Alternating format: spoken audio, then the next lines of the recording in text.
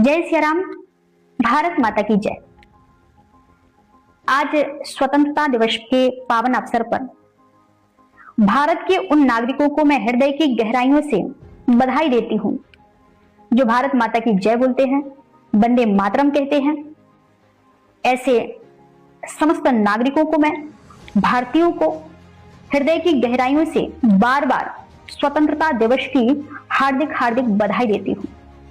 हमारा भारत देश सोने की चिड़िया कहा जाता था।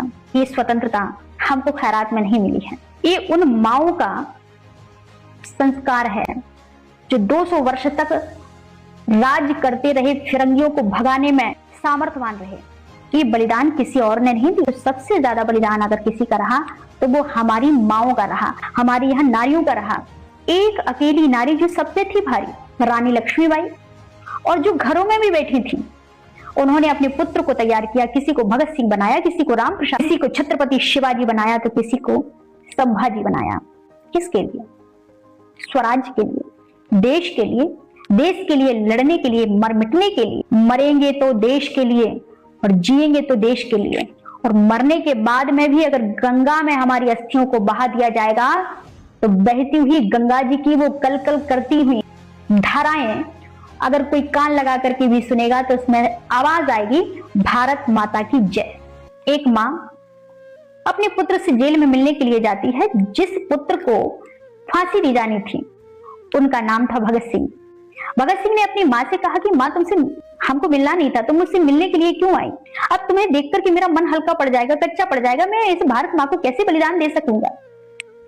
पता है उस माँ ने कहा, बेटा मुझे इस बात का दुख नहीं है कि तुम भारत के लिए बलिदान दे रहे हो।